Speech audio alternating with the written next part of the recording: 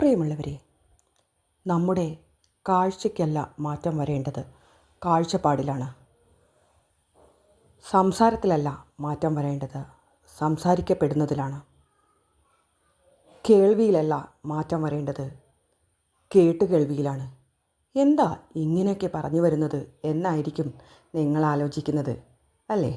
അതെ, ഇന്നത്തെ ഡെയിലി ഇൻസൈറ്റിൽ ഡിസാബിലിസം എന്ന വിഷയവുമായി നിങ്ങളോടൊപ്പം ഞാൻ ഖദീജ.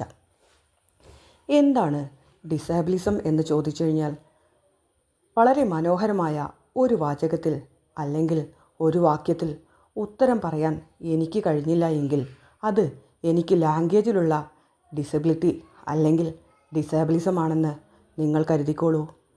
എങ്കിലും എന്നെ ചിരിപ്പിച്ച, ചിന്തിപ്പിച്ച, പകച്ചു നിൽക്കേണ്ടി വന്ന, സന്തോഷിപ്പിച്ച, ചിലപ്പോഴെങ്കിലും ഹൃദയത്തിൽ തൊട്ട് ദൈവത്തോട് കൃത്യമായ രീതിയിൽ നന്ദി പറഞ്ഞ പല അനുഭവങ്ങളുടെയും വെളിച്ചത്തിൽ ചില കാര്യങ്ങൾ നിങ്ങൾക്ക് മുന്നിൽ അവതരിപ്പിക്കാൻ കഴിയും എന്ന ആത്മവിശ്വാസത്തോടു കൂടിയാണ് ഞാൻ നിൽക്കുന്നത്. നിങ്ങളുടെ ശ്രദ്ധയെ ഞാൻ ഒരു ഹോസ്പിറ്റലിലേക്ക് ക്ഷണിക്കുകയാണ്. അങ്ങോട്ട് നോക്കൂ, കുറേ ആളുകൾ പലയിടങ്ങളിലായി കൂടി നിൽക്കുന്നു. ചില കൂട്ടങ്ങൾ പ്രാർത്ഥനയോടെ, പ്രതീക്ഷയോടെ ആരെയോ കാത്തു നിൽക്കുന്നുണ്ട്. മറ്റു ചിലർ തങ്ങളുടെ കുടുംബത്തിലേക്ക് പുതിയൊരാൾ വന്നതിൻ്റെ സന്തോഷത്തോടെ മധുര പലഹാരങ്ങൾ വിതരണം ചെയ്യുന്നുണ്ട്.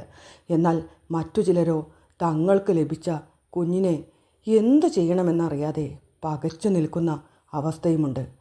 അവരുടെ കാര്യമൊന്ന് ശ്രദ്ധിച്ചു നോക്കാം.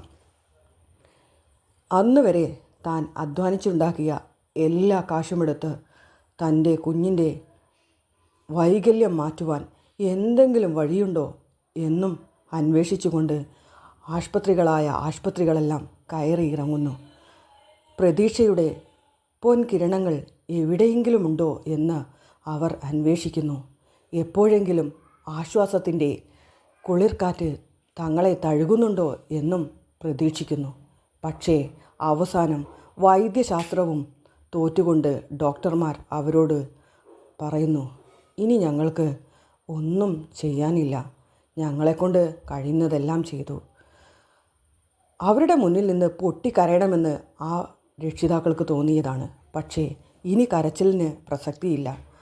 ഉറച്ച കാൽവയ്പോടെ തങ്ങളുടെ കുഞ്ഞിനെയും കൈപിടിച്ച് പുറത്തേക്ക് ഇറങ്ങുമ്പോൾ അവർ തീരുമാനിക്കുന്നു, ഞങ്ങളുടെ കുഞ്ഞിനെ ജീവിപ്പിക്കണം, മാന്യമായി സമൂഹത്തിൽ ജീവിക്കാൻ അനുവദിക്കുന്ന രീതിയിലേക്ക് അവരെ മാറ്റിയെടുക്കണം. ഇങ്ങനെ ഇറങ്ങുന്ന ഈ ചെറിയ സമൂഹത്തിനോട് നമുക്കും ചിലത് ചെയ്യാനില്ലേ? അവരോട് നമുക്കും ചിലത് പറയാനില്ലേ? എന്തായിരിക്കും എന്നാണ് അല്ലേ നിങ്ങളുടെ ചോദ്യമെങ്കിൽ ഇതാ കേട്ടോളൂ. ആദ്യമായി നാം ചെയ്യേണ്ടത് സഹതാപത്തിൻ്റെ തലോടലിന് പകരം എമ്പതിയുടെ ഷെയ്ക്ക് ഹാൻഡുകൾ നൽകുക. രണ്ടാമതായി നാം ചെയ്യേണ്ടത് അവർ ജന്മം കൊണ്ട് ഏറ്റെടുക്കേണ്ടി വന്ന വൈകല്യത്തിന് പകരം അതിനെ പരസ്യപ്പെടുത്തുന്നതിന് പകരം കർമ്മം കൊണ്ട് അവർ നേടിയ ഐഡൻറ്റിറ്റിയെ പരസ്യപ്പെടുത്താൻ ശ്രമിക്കുക. നാം നൽകുന്ന തുട്ടുകളുടെ കിലുക്കത്തേക്കാൾ എത്ര മനോഹരമായിരിക്കും ചെറിയ രീതിയിലെങ്കിലും അവരെ അധ്വാനിച്ച് അവർ നേടിയെടുക്കുന്ന തുച്ഛമായ കാശ്. അടുത്തതായി നമുക്ക് പറയാനുള്ളത്, അവരെ വൈകല്യത്തിൻ്റെ പേരിൽ മൂലയിൽ ഇരുത്തുന്നതിന് പകരം കൂടെ നടക്കുക. അവർക്ക് കൂടെ നടക്കുവാൻ ഒരു കൈത്താങ്ങാവുക. നമുക്കറിയാം, നമ്മുടെ സമൂഹത്തിൽ ഒരുപാട് പേർ കാലത്തിന് മായ്ക്കാനാവാത്ത തങ്ക ലിപികളാൽ എഴുതപ്പെട്ട ഹെലൻ കല്ലറും സ്റ്റീഫൻ ഹോക്കിങ്സും എല്ലാം ഉണ്ടെങ്കിൽ അവരുടെയൊക്കെ വിജയത്തിന് പിറകിൽ കഠിനാധ്വാനത്തിൻ്റെയും ആത്മസമർപ്പണത്തിൻ്റെയും ചരിത്രമുണ്ട് എന്നതിൽ യാതൊരു സംശയവുമില്ല. ഈ തുച്ഛമായ ജീവിതം ഇല്ലാത്തവർക്ക് കാഴ്ചയാകാനും, കേൾവിയില്ലാത്തവർക്ക് വേണ്ടി കേൾക്കുവാനും, നടക്കുവാനാവാത്തവർക്ക് കൂടെ നടക്കുവാനും, ചിന്തിക്കാനാവാത്തവർക്ക് വേണ്ടി എന്തെങ്കിലും ചിന്തിക്കാനുമൊക്കെ ആക്കി തീർത്തുകൂടെ എന്ന ഒരു ചെറിയ ചോദ്യവുമായി ഞാനിതാ ഈ വിഷയത്തിൽ നിന്നും വിടവാങ്ങുന്നു. നന്ദി, നമസ്കാരം.